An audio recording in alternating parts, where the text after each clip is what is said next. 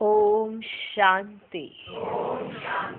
आज की तारीख है 22 जून 2017। साकार महावाक्य। बाबा कहते, मीठे बच्चे, तुम जगदम्बा कामधेनु के बच्चे और बच्चियां हो। तुम्हें सबकी मनोकामनाएं पूरी करनी है। अपने बहन भाइयों को सच्चा रास्ता बताना है।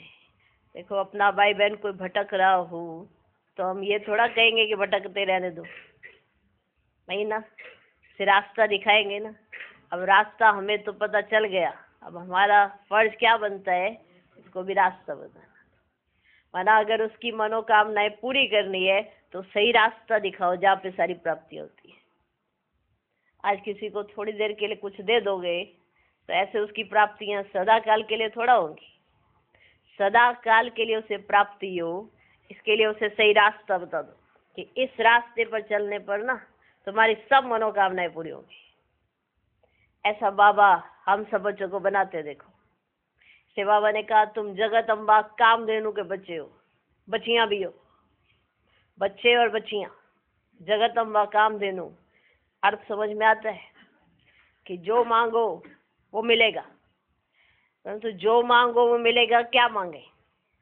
अब बात आती है क्या मांगे। शरीर की जरूरतें वो पूरी करने के लिए मांगे या आत्मा की जो जरूरत है वो मांगे। क्या मांगे?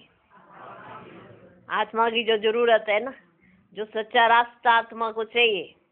साधन तो सब है, फिर भी आत्मा अंदर से कहती है ना, खाली हूँ। क्या महसूस करती है? खालीपन महसूस करती है ना। तो वो खालीपन भरेगा कौन? डायरेक्ट परमात्मा। तो हम है जगत अम्बा कामधेनु के बच्चे और बच्चियां। तो हमारा फर्ज क्या बनता है? मनोकामना पूरी करनी है। सबकी मनोकामना पूरी होगी इस रास्ते पर चलने से। और ये रास्ता बताएगा कौन? हमारी मनोकामना पूरी हुई है ना?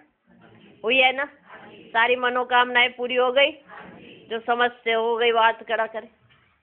अच्छा, इनकी सब हो गई तो अगर आपकी होगी तो अपने बहन भाइयों की भी पूरी करो।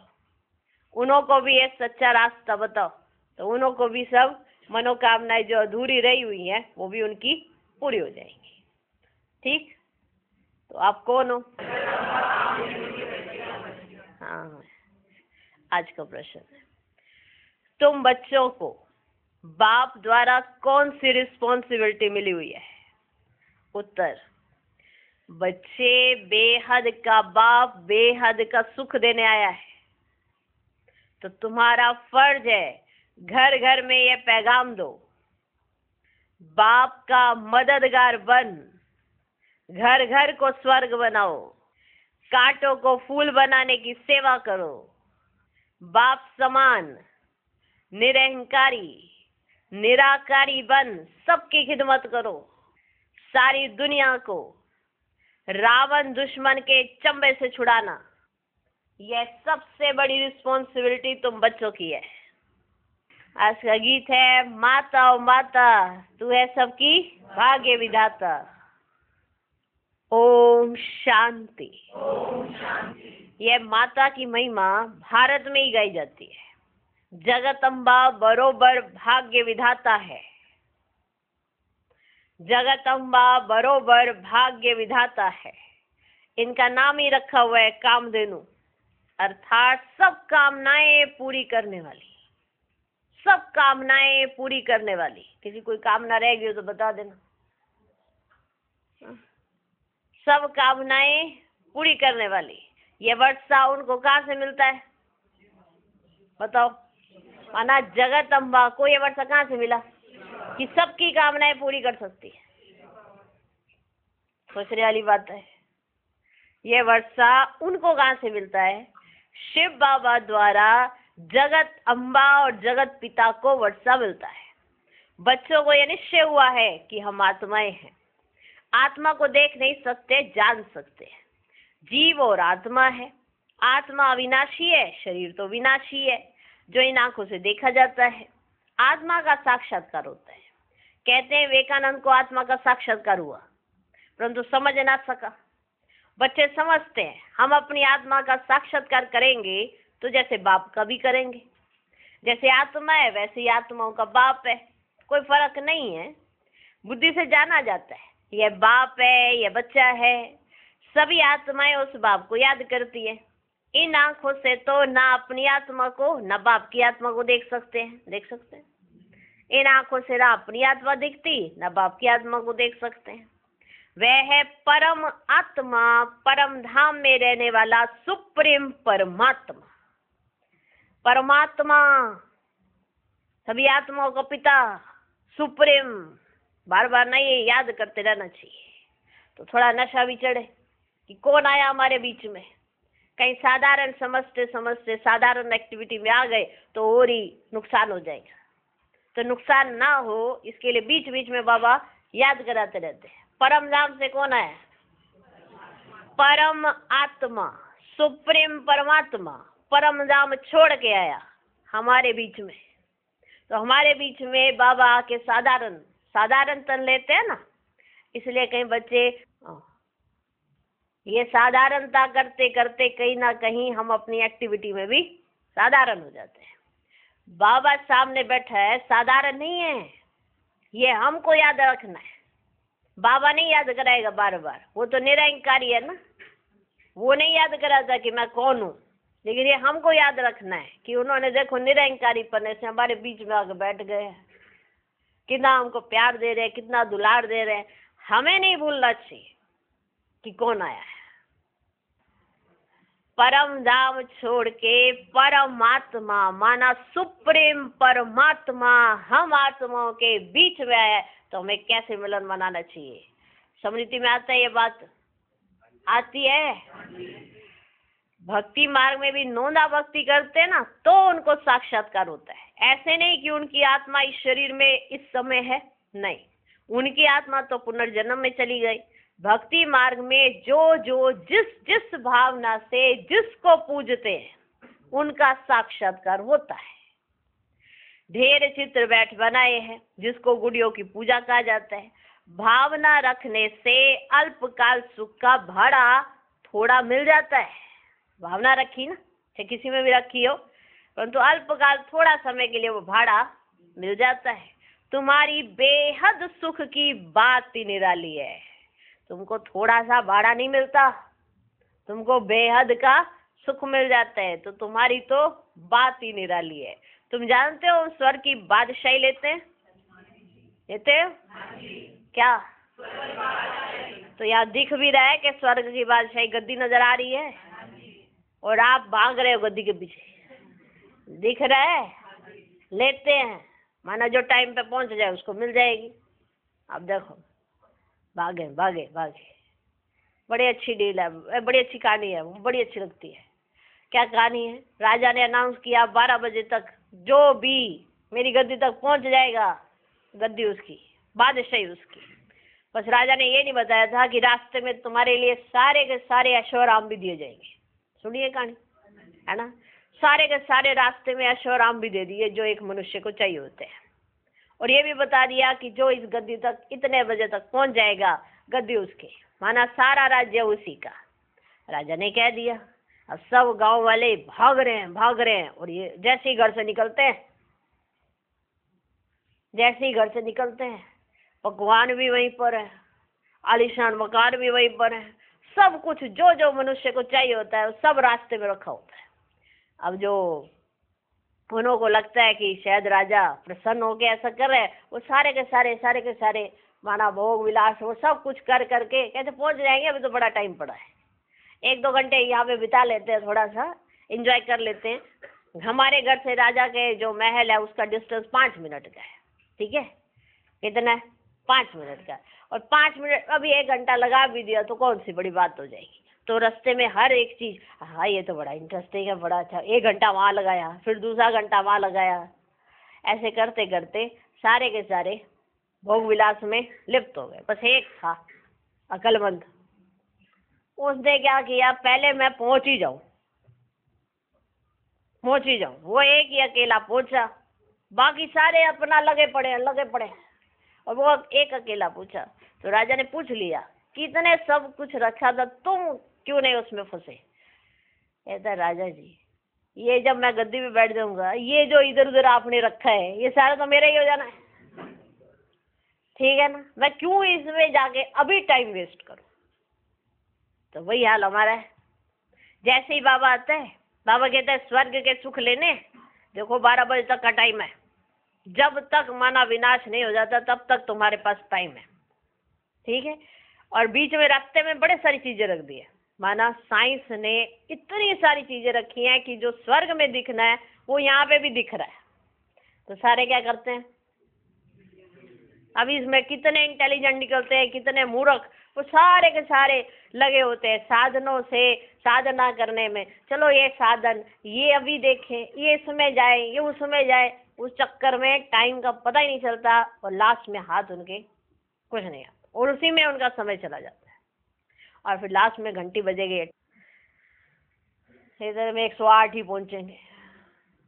फिर कहते हैं विजयमाला में हम क्यों नहीं आए? तुम इधर उधर गोते खाते रहे और कहते हैं विजयमाला में क्यों नहीं आए? या तो सीधा ही देखना था ना, और सीधा देखना था, सीधी मंजिल पे पहुंचना था, फिर तुम पहुंच जाते तो तुमको मिल जाता। साफ स्पष्ट सी बात है ना। पहले पहुंच तो लो, बाकी सारे सुख तो बाद में मिल ही जाने हैं। समझने की बात है। ढेर चित्र बैठ बनाए हैं जिसको गुड़ियों की पूजा कहा जाता है ना। भावना रखने से अल्पकाल सुख का थोड़ा भाड़ा मिल जाता है। तुम्हारी बेयाद सुख की बात ही निराली है। तुम जानते हो हम स्वर्ग की बादशाही लेते हैं, भक्ति से कोई स्वर्ग में नहीं जाते। जब भक्ति मार्ग पूरा होता है अर्थात दुनिया पुरानी होती है, तब ही फिर कलयुग के बाद सतयुग नई दुनिया आएगी। कोई की बुद्धि में नहीं बैठता। सन्यासी भी कहते हैं फलाना ज्योति ज्योत समाया, परंतु ऐसे है ही नहीं। तुमको अब ईश्वरीय बुद्धि मिली है, ईश्वरीय बुद्धि, तुमको ईश्वरीय बुद्धि मिली है जिसको श्रीमत कहते हैं। तुमको ईश्वरीय बुद्धि मिली है जिसको श्रीमत कहते हैं। अक्षर कितने अच्छे हैं। श्री श्री भगवान उवाच, वही स्वर्ग का मालिक अर्थात नर से नारायण बनाते हैं। तुम श्रीमत से विश्व का राज्य पाते हो। श्री श्री 108 के माला की बहुत महिमा है। 8 रत्नों की माला होती है। सन्यासी लोग भी जपते हैं। एक कपड़ा बनाते हैं जिसको वो गौमुख कहते हैं, अंदर हाथ डाल माला फेरते रहते हैं, काम करते रहते हैं, माला फेरते रहते हैं, काम करते रहते हैं। बाबा कहते हैं निरंतर याद करो, तो उन्होंने फिर माला फेरने का अर्थ बता दिया है। बाबा ने कहा निरंतर बुद्धि से याद करो, तो उन्होंने ये काम कर लिया है। सिर्फ हाथों को प्रैक्टिस हो गई है, अंदर जुबान को प्रैक्टिस हो गई है, बाकी कुछ भी नहीं। बुद्धि में कोई चित्र नहीं बनता। और जब तक बुद्धि में कोई चित्र नहीं बनता, समझ जाओ आपकी बुद्धि वहां टिकी नहीं, आत्मा वहां रही नहीं। हैबिचुअल हो गए किसी ना किसी चीज के, बस इस चीज के हैबिचुअल हो गए और बुद्धि में बाबा की याद है ही नहीं। तो बस उन्होंने फिर क्या उठा लिया, माला फेरने का कि निरंतर याद करो। तो वो हाथ उसमें गौमुख में डाल के निरंतर करते रहते, निरंतर। तो ये उन्होंने अर्थ उठा लिया। बच्चे जानते अब पारलौकिक बाप ने आकर हमको अपना बनाया है ब्रह्मा द्वारा। प्रजापिता ब्रह्मा है तो प्रजा माता भी है। जगत अम्बा को जगत की माता और लक्ष्मी को विश्व की महारानी कहा जाता है। जगत अम्बा को जगत की माता और लक्ष्मी को विश्व की महारानी कहा जाता है। विश्व अम्बा कहो व जगत अम्बा कहो, बात एक ही है। तुम बच्चे हो तो यह कुटुंब हो गया, तुम बच्चे हो तो यह कुटुंब हो गया। तुम बच्चे भी सबकी मनोकामनाएं पूरी करने वाले हो। जगत अम्बा के तुम हो बच्चे और बच्चियां। बुद्धि में यह नशा रहता है हम अपने बहन भाइयों को रास्ता बतावें, बहुत सहज है। भक्ति मार्ग में तो तकलीफ बहुत है। कितने हठ योग प्राणायाम आदि करते हैं, नदी में जाकर स्नान करते हैं, बहुत तकलीफ लेते हैं। अभी बाप कहते तुम थक गए हो ना, ऐसे स्नान करते करते इधर जा उधर जा, धक्के खाते खाते थक गए हो ना। ब्राह्मणों को ये समझाया जाता है, जो समझते हैं निराकार परम पिता परमात्मा से हमारा क्या संबंध है। शिव बाबा अक्षर शोभा देता है, रुद्र बाबा भी नहीं कहेंगे, कहते ही हैं शिव बाबा। ये बहुत इजी है। क्या क्या क्या नाम तो और भी ढेर है, परंतु ये एक्यूरेट है। क्या शिव बाबा। शिव माना बिंदी, रुद्र माना बिंदी नहीं। फल कहते भी है शिव बाबा, परंतु समझते कुछ भी नहीं। शिव बाबा और तुम सालिग्राम हो। अभी तुम बच्चों के सिर पर रिस्पॉन्सिबिलिटी है। बाप तुम बच्चों को रिस्पॉन्सिबल बनाते हैं। खास भारत और आम सारी दुनिया को माया रावण दुश्मन से छुड़ाना है। इन दुश्मनों ने सबको बहुत दुख दिया है, उस पर जीत पानी है। जैसे गांधी ने फॉरेनर्स को भगाया, ये रावण भी बड़ा फॉरेनर है।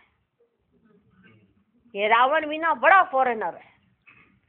द्वापर में ये रावण घुस आता है, किसको पता भी नहीं पड़ता। जैसे अंग्रेज आए, कहाँ से घुसे पता ही नहीं चला। घुसते घुसते घुसते घुसते घुस ही आए। कोई कहेगा इधर से घुसे या इधर से घुसे, घुस ही रहे थे, क्योंकि हमने कोई ऐसी बेड़ियां तो लगाई नहीं थी कि कोई नहीं आ सकता भारत में। जिसका दिल आए चाहे आओ, लेकिन कि जिसका दिल चाहे आओ, तो ये रावण के लिए थोड़ा हमने कहना था जिसका दिल चाहे हमारा भ्रष्टाचार हमारे को करना हो, हमें बनाओ भ्रष्टाचारी, हम बनने को तैयार है। वही हुआ ना, धीरे धीरे धीरे करते करते हर मनुष्य कौन बन गया है? भ्रष्टाचारी। ना चाहते हुए भी वो अगर ये कहे ना कि नहीं मैं भ्रष्टाचारी नहीं हूँ, ऐसा नहीं है। कहीं ना कहीं झूठ कपट उसके अंदर है, तो वो क्या है? भ्रष्टाचारी है ही है ना। तो ये किसने बनाया? रावण ने। तो ये रावण घुस आया है भारत में। जैसे वो फॉरेनर्स घुसे थे तो गांधी जी ने भगाया था, अब ये रावण सबसे बड़ा फॉरेनर है। क्या है? फॉरेनर है। द्वापर में ये रावण घुस आता है, किसको कोई पता ही नहीं चलता। रावण आकर सारा राज्य छीन लेता है। यह सबसे पुराना फॉरेनर है जिसने भारत को ऐसा कंगाल बनाया है।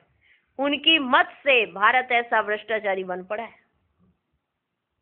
उसने ऐसी ऐसी राय दी और हम चल पड़े। उल्टी उल्टी वो राय दे रहा था और हम चल पड़े। ऐसा भ्रष्टाचारी बना दिया है। इस दुश्मन को भगाना है, इस दुश्मन को भगाना है। श्रीमत मिलती है, ये कैसे भागेगा? ठीक है, अब श्रीमत पर चलते जाओ, ये दुश्मन भाग जाएगा।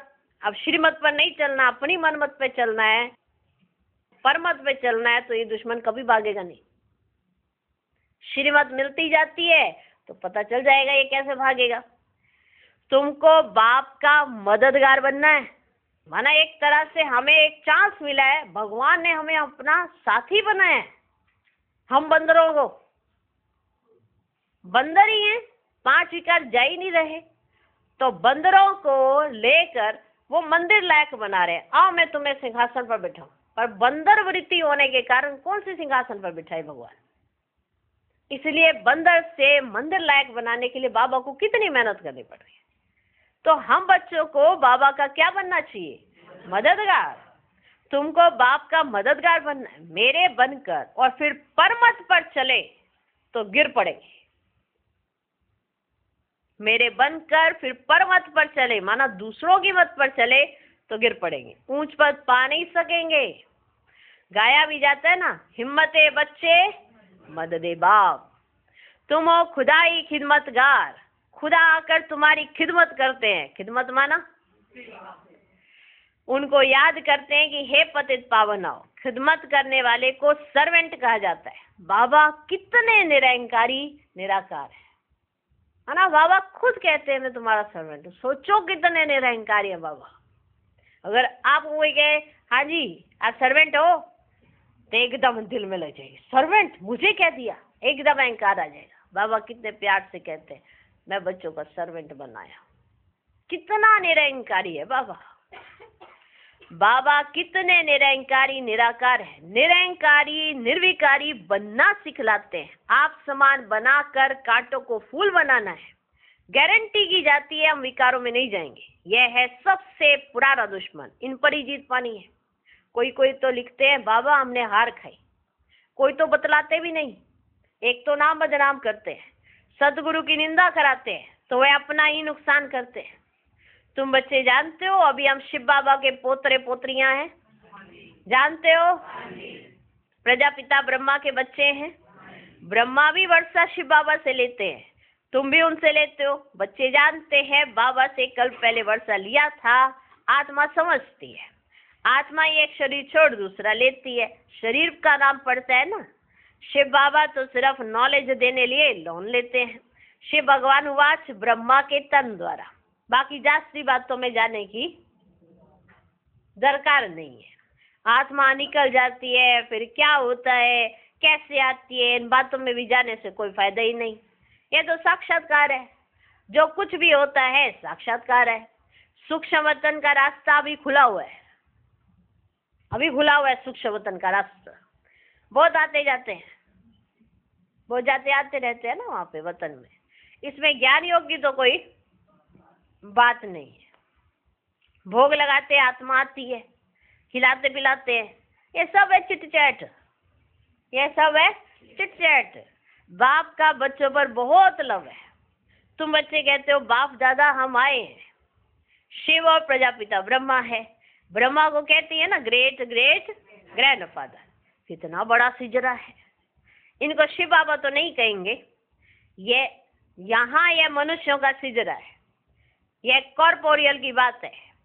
सभी बिरादरियों से ये पहला नंबर मुख्य बिरादरी गाई जाती है। बड़ा नाटक है ना।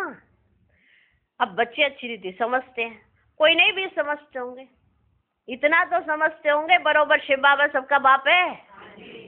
वर्षा मिलना है दादे से, इनको भी उनसे मिलता है क्या वर्षा। अच्छा ब्रह्मा को भी भूल जाओ, देखो बाबा कैसे समझाते हैं। अच्छा इनको भी भूल जाओ, सगाई हो गई, सगाई हो गई, बाकी क्या। हाँ? फिर दलाल को याद नहीं किया जाता है ना, ये दलाल है, सगाई कराते हैं।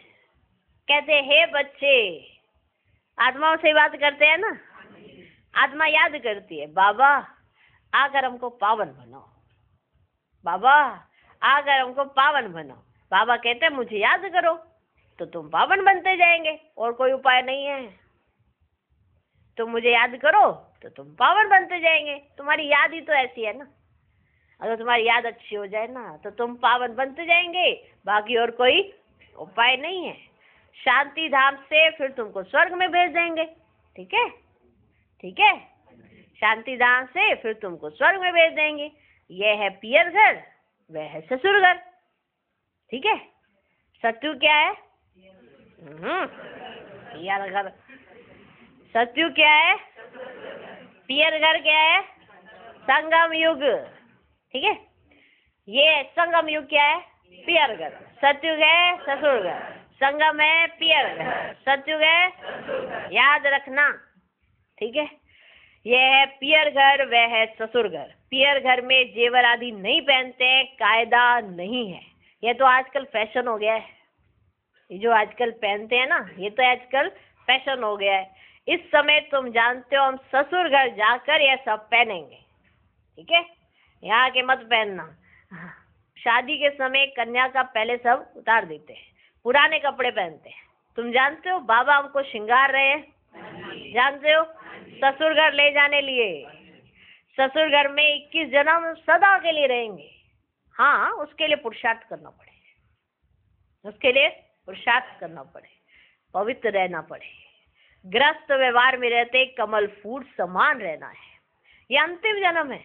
बाप समझाते हैं पहले अव्यभिचारी सत्व प्रधान भक्ति थी, अब तमो प्रधान हो गई है। बॉम्बे में गणेश की पूजा होती है, लाखों खर्च करते हैं, होते हैं ना, बॉम्बे में बहुत गणेश की पूजा करते हैं, लाखों रुपया खर्च करते हैं। देवताओं को क्रिएट कर, उनकी पालना कर, फिर डुबो देते, विनाश कर देते। अभी तुम बच्चों को वंडर लगता है ना, पहले तुम भी करते थे, पहले तुम भी करते थे, अभी तुम्हें क्या लगता है? वंडर लगता है। तुम समझा सकते हो ये क्या रस्म रिवाज है? देवी को जन्म दे, पूजा कर, खिला पिला कर, शाद माना कर, फिर डुबो देते हैं, वंडर है। तुलसी की शादी श्री कृष्ण से दिखाते हैं, बड़े धूमधाम से शादी करते हैं। फॉरेनर्स ऐसी बातें सुनते तो समझते हैं शायद ऐसा होता होगा, शायद ऐसा होता होगा। क्या क्या बैठ बातें बनाई है। यहाँ तो जुआ आदि की भी कोई बात नहीं है। वह तो कह देते पांडवों ने जुआ खेला, द्रौपदी को दाव पर रखा, क्या क्या बातें बनाई हैं। इससे राजयोग की बात तो बिल्कुल ही गुम हो जाती है कि भगवान ने राजयोग सिखलाया, इससे तो वो बातें बिल्कुल ही गुम हो जाती हैं। अब बाप कहते हैं मुझे याद करो, ये तो बिल्कुल सहज है। बुद्धि में आना चाहिए। हम 21 जन्मों के लिए स्वर्ग क्षीर सागर में जाते हैं। अभी यह है विषय सागर, विषय सागर से निकल फिर क्षीर सागर में तुम जा रहे हो। तुम्हारी ये नई बातें मनुष्य सुनकर वंडर खाएंगे, खाएंगे ना। तुम बच्चे समझते हो बरोबर स्वर्ग में हम बहुत सुखी रहेंगे, हम विश्व का मालिक बनते हैं, वहां हमारी राजधानी कोई छीन ना सके। अब तो कितनी पार्टीशन है, लड़ते रहते हैं, कितनी पार्टीशन है ना, तो लड़ते ही रहते हैं।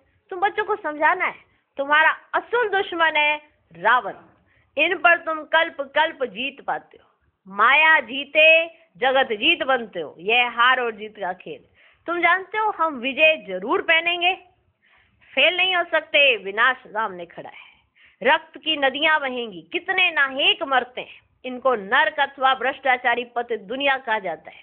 गाते तो है पतित पावनाओ, बाप कहते हैं जैसे तुम आत्मा स्टार हो ना, मैं भी स्टार हूँ, जैसे तुम आत्मा स्टार हो मैं भी स्टार हूँ।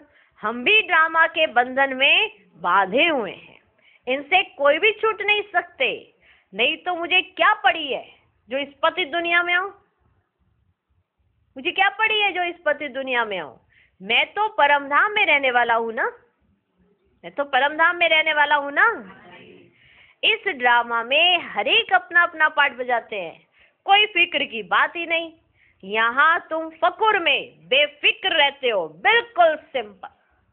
फकुर में बेफिक्र रहते हो, बिल्कुल सिंपल।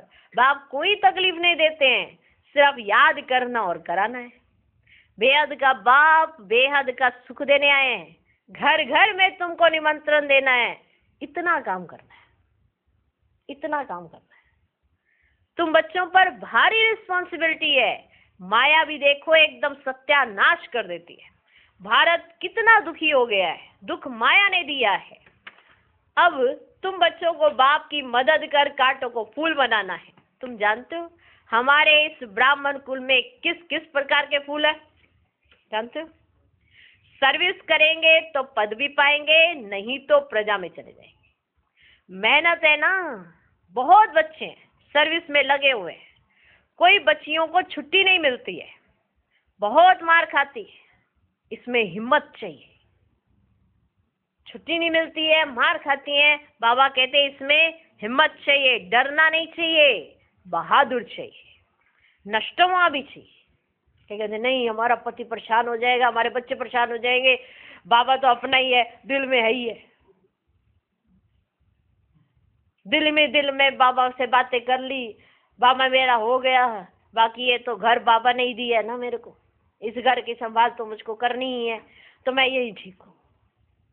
बाबा आप और किसी को पकड़ लो जो आपकी वो वाली सेवा कर सके।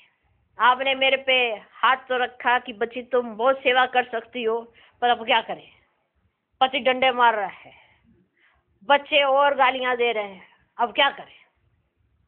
तो इसमें नष्ट मोह स्थिति चाहिए। अगर मोह होगा तो सेवा के लिए आ नहीं सकेंगे। और अगर आज बैठ गए ना तो समझ जाना हमेशा के लिए बैठ गए। कई सोचते नहीं थोड़ा ठंडे हो जाएंगे ना तो फिर हम निकल पड़ेंगे, वो नहीं ठंडे होंगे, तुम ठंडे हो जाओगे। वो ठंडे कैसे होंगे, वो तो यही चाहते थे ना। आप उन्हें अपनी लगन तो दिखाओ। अगर आप उन्हें अपनी लगन नहीं दिखा सकोगे तो उन्हें कैसे पता चलेगा कि परमात्मा का कार्य चल रहा है, जो ये रुकी नहीं। क्या समझे? अगर आपकी लगन से वो आएंगे ना खिंच के कि हम देख के तो आए, फिर उन्हें भी चमत्कार हो जाएंगे, उन्हें भी साक्षात्कार हो जाएंगे। अगर आप बैठ गए घर में, उन्हों को थोड़ा साक्षात्कार हो जाएंगे। तो डरना नहीं है, बहादुर होना चाहिए। कैसा बहादुर? और जिसका संकल्प पक्का होता है ना उसके पीछे सब आ जाते हैं, सब आ जाते हैं। और अगर कोई अपने संकल्प में कच्चा हो गया, नहीं अभी नहीं, अब ये मान नहीं रहे हैं ना, अभी बच्चे भी मान नहीं रहे हैं, तो फिर बैठ जाते हैं। तो फिर हमेशा के लिए वो बैठ जाते हैं, कमजोर हो जाते हैं। लेकिन उन्होंने ये कमजोरी जानी नहीं कि ये मोह के कारण कमजोरी है, कोई ये समझ के कारण कमजोरी नहीं है। क्योंकि बाबा ऐसे मना करते हैं कि अगर ऐसे तुम बैठ जाओगी तो दूसरों को कैसे पता चलेगा कि तुम्हें कौन मिला। ठीक है, समझ में आया? फिर कभी किसी किसी माताओं को कहते हैं कि अभी थोड़ा घर में रुको, फिर देखते हैं बाबा देखते हैं, क्योंकि जो श्रीमत पर चलती है वो पूछ के करती है, तो फिर पूछ के करती है तो फिर बाबा राय भी देते हैं। हर तरीके से होते हैं ना।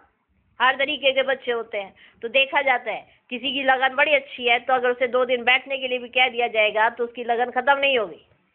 और किसी की लगन ऐसी है कि अभी शौक चढ़ा है, नया नया शौक चढ़ा है, तो वो नए नए शौक वाले को क्या होता है, अगर 2-4 दिन बंद होता है, वैसे ऐसे भी ठीक ही हैं हम,